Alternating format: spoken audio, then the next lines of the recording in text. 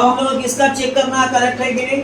Homogeneity वाला question लोग बना रहे हैं और हम लोग होमोजेनिटी में ही देख रहे हैं कि कोई भी डायमेंशनली करेक्ट है कि नहीं, या फिर डायमेंशन को दोनों तरफ डाल के देखते हैं, अगर दोनों LHS और RHS बराबर आ जा रहा है तो वो वाला फॉर्मूला जो है वैलिड होगा। जैसे यहाँ कुछ क्वेश्चन दिया है, होमोजेनिटी का यूज करके वैलिडिटी को चेक करना है। किसको चेक करना है? वैलिडिटी को चेक करना है। किसका? Following equation. तो पहला दिया है इक्वल टू ma, तो क्या करेंगे, पहले इक्वल टू ma लिखेंगे, फिर f LHS से बनाएंगे। तो LHS में जाते हैं तो f का डायमेंशन क्या होता है? mLT - 2। फिर RHS तरफ जाएंगे, RHS में क्या है? ma, m का डायमेंशन क्या होगा? m, और a का क्या होगा? LT - 2। अब ये निकालेंगे। और जिसको ये सब का नहीं आ रहा है, v का क्या होता है, a का क्या होता है, तो डायमेंशन कैसे निकलता है और इस सब का डायमेंशन कैसे आया है, तो इसका भी वीडियो है, पूरा शुरू से हर एक डायमेंशन को बताएं। उसको देख लो, उसको समझ लो, उसके बाद फिर इसको देखो और अच्छा समझ में आएगा। तो यहाँ पर f का होगा mLT - 2। f का कैसे निकला वो वीडियो में हम बताएं। तो f का हो जाएगा mLT - 2। अब इधर का निकालते हैं RHS का डायमेंशन। RHS का डायमेंशन निकालना होगा तो ma का करेंगे तो m का m होगा डायमेंशन, a का LT - 2 होगा, मल्टीप्लाई करेंगे तो mLT - 2 इसका क्या है। इसका मतलब क्या होगा? दोनों तरफ का डायमेंशन सेम आ रहा है। इसका मतलब LHS बराबर RHS है, मतलब f इक्वल टू ma जो है वो वैलिड इक्वेशन है। क्या है? करेक्ट। तो डायमेंशन को डाल के LHS RHS को देखते हैं, अगर दोनों सेम आता है तो डायमेंशन, अगर दोनों तरफ का सेम आता है तो इक्वेशन क्या है? चेक हो जाता है कि वो सही है कि नहीं। इसी नियम को प्रिंसिपल ऑफ होमोजेनिटी बोलते हैं। किसका? डायमेंशन। होमोजेनिटी का मतलब ही हुआ कि दोनों तरफ समान होना चाहिए। ठीक है, क्लियर हो गया? चल लो, हाँ चल लो, देखेंगे उधर जाएंगे। अब 2 नंबर क्या बोलता है? F बराबर Gm1 × m2/r²। ये आपका ग्रेविटेशनल फोर्स है, इसका भी निकाले हैं, निकाले हैं ना, ग्रेविटेशनल फोर्स, ग्रेविटेशनल कांस्टेंट, इसका भी डायमेंशन हम इसका पहले वाला वीडियो में बताएं, आप लोग वहां जाके देख सकते हो। उसके बाद इसको देखोगे तो और अच्छा समझ में आएगा। तो यहाँ पर हम लोग क्या करेंगे, फिर f का डायमेंशन, फिर इसको चेक करना है हम लोग को होमोजेनिटी से। तो पहले LHS में जाएंगे, LHS में क्या है? f, तो LHS का f लेंगे। f का डायमेंशन तो अभी याद हो गया हमें, क्या होता है? mLT - 2। क्या होता है? mLT - 2, लिख दिए mLT - 2। ठीक है, फिर इधर चलेंगे हम लोग। RHS में क्या है देखो, तो RHS में क्या है? Gm1 m2/r का स्क्वायर है ना।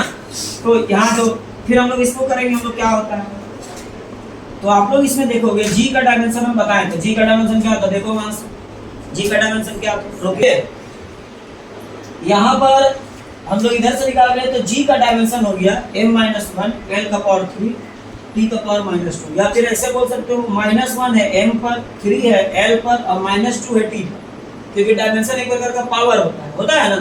तो g का डायमेंशन देखिए, यहाँ g है ना, तो g का डायमेंशन को निकालना होगा। तो हम यहाँ फिर से बता दिया, ऐसा आप वीडियो में देख सकते हो, लेकिन हम g का डायमेंशन फिर से बता दिया। देखिए यहाँ से f बराबर क्या होता है? Gm1 × m2/r²। तो हमको तो g का डायमेंशन चाहिए, तो हम लोग क्रॉस गुना करेंगे, f × r² हो जाएगा, फिर ये Gm1 m2 हो जाएगा। फिर हम लोग यहाँ से g निकालेंगे तो ये मल्टीप्लाई होता है, डिवाइड हो जाता है। इस तरह से हम लोग का g का फॉर्मूला आ गया ये वाला। अब इससे हम डायमेंशन को निकाल सकते हैं। तो g का डायमेंशन कैसे निकलता है बता दे रहे फिर भी। तो यहाँ देखो a का तो इसका क्या होगा? mLT - 2 होगा, r है तो l का स्क्वायर हो जाएगा। r मतलब लेंथ, ये दोनों का बीच का लेंथ, ठीक है, दो प्लैनेट के बीच में कोई भी उसका लेंथ। तो यहाँ हो जाएगा l का स्क्वायर। m क्या है? मास है, ये भी मास है, ये भी मास है, तो m दोनों m होगा, m × m। तो क्या हो जाएगा? इसका करोगे मल्टीप्लाई तो m l का पावर 3 t का पावर -2, और यहाँ m × m क्या होगा? m का स्क्वायर। अब यहाँ 2 है पावर, यहाँ 1 है, ऊपर जाएगा तो क्या होगा? -2 और 1 क्या होगा? -1। तो इस तरह से g का डायमेंशन आता है। देखो यहाँ निकाल दिए, हो गया। अब कहाँ चले गया? g का डाल दिए, इसका क्या होगा? g का डायमेंशन तो हम लोग डाल दिए है ना। अब इस सब पर डालेंगे ना कमल, इसका क्या होगा? m, फिर इसका क्या होगा? m, हो गया। उसके बाद r का डायमेंशन क्या होगा? r तो लेंथ है ना रे, l गुना l, तो l स्क्वायर डायरेक्ट लिख देते, डायरेक्ट l स्क्वायर लिख देते। इतना आना चाहिए, इतना तब सही है, नहीं तो डायमेंशन भी मतलब करेक्ट नहीं है। और हम लोग इसको अब हल करते हैं, थोड़ा सॉल्व करते हैं। यहाँ m का पावर -1 है, यहाँ 1 है, तो ये तो गया खत्म। क्या बोल रहे हो, तो खत्म हो जाएगा ना। या फिर ऐसे करो, देखो यहाँ m1 है, यहाँ भी 1 है, तो 2 होगा, 2 से 1 जाएगा तो 1 होगा, यानी 1 बचेगा। क्या बचेगा, तो 1 को तो लिखते नहीं है, छोड़ो दो। यहाँ देखो l का पावर 3 है, यहाँ 2 है, तो ऊपर जाएगा -2 होगा, -2 और 3 में से 2 जाएगा, क्या होगा 1, तो l का 1 को लिखते नहीं। ठीक है, t का कोई दोस्ती यारी है नहीं है। तो इस तरह से आपने क्या देखा, आपने देखा कि यहाँ पर फिर से वही चीज हो रहा है। क्या हो रहा है, फिर से वही चीज हो गया कि यहाँ पर f का जितना डायमेंशन था इसका भी उतना ही डायमेंशन आ गया। इसका मतलब होमोजेनिटी का प्रिंसिपल से ये इक्वेशन क्या है, वैलिड है। यहाँ लिखोगे LHS बराबर RHS, है ना, लिख F बराबर GM1 M2 bye R square जो है एक वैलिड इक्वेशन है। यहाँ लिख दोगे इट इज वैलिड इक्वेशन, वो भी लिख दीजिए नीचे। ठीक है, अच्छा और कुछ क्वेश्चन है? अच्छा इसको चलो लिख दो, 10-20 मिनट करो। तो ये आ गया हम लोग, किसका आ गया रे, किसका हम लोग कर लिए, 2 नंबर कर लिए। अगला क्वेश्चन क्या दिया है, s बराबर ut प्लस हाफ at का स्क्वायर। इसको खींच लीजिए और जूम करके देखिए और HD में जाकर देखिए, दिखेगा सब, पढ़ना अगर है।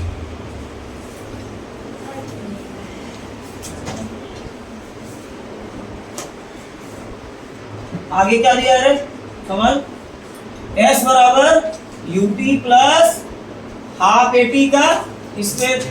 फिर से होमोजेनिटी का यूज करना है, मतलब दोनों तरफ पर डायमेंशन डालना होगा, डायमेंशन को देखना होगा, दोनों डायमेंशन सेम आ गया तो होमोजेनिटी से वैलिड हो जाएगा। एकदम पूरा सेट हो जा रहा है ब्रेन में, कोई दिक्कत नहीं है।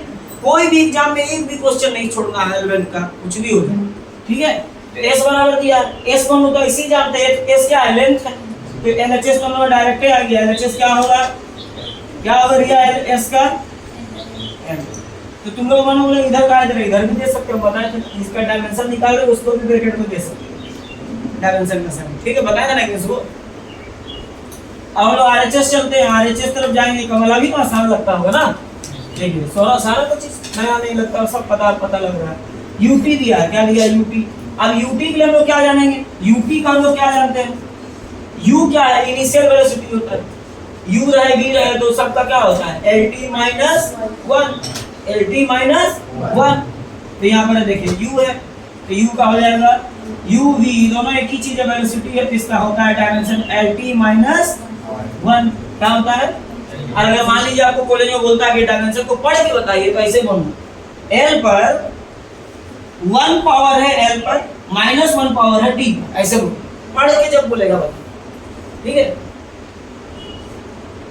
तो यहाँ पर हम लोग U का जान गए, तो यहाँ लिखते हैं, डायरेक्ट लिखते हैं। इसका क्या होगा, LHS में LT माइनस 1 होगा शिवम। उसके बाद T का क्या होगा, डायमेंशन T होता है। ठीक है, हाँ T क्या है, टाइम है, T का टाइम है, तो टाइम का डायमेंशन तो T होता है। तो यहाँ लिख दोगे आप लोग, T लिख दोगे। क्या लिख दोगे रे, T। नंबर का डायमेंशन नहीं होता, नंबर तो छोड़ देंगे हम लोग। ठीक है, अब A आ गया, फिर से A आ गया। देखो बार बार अगर आओगे रेगुलर तो एकदम अपने आप होगा। तो A का क्या होता है, अभी ये बताएंगे, LT माइनस 2। A का क्या होता है, LT माइनस 2। T टाइम है, फिर से टाइम का स्क्वायर है, मतलब T का स्क्वायर हो जाएगा। क्या सूरत, T का स्क्वायर हो जाएगा, हो गया। अब देखो हम दिया क्या करेंगे, L है, यहाँ -1, यहाँ 1 लड्डू। ठीक है, लड्डू मतलब T का पावर 0 रहने तो अभी बाद में देख लेंगे। फिर L का पावर T माइनस, अच्छा यहाँ देखिए, यहाँ पर भी थोड़ा जुड़ेंगे हम।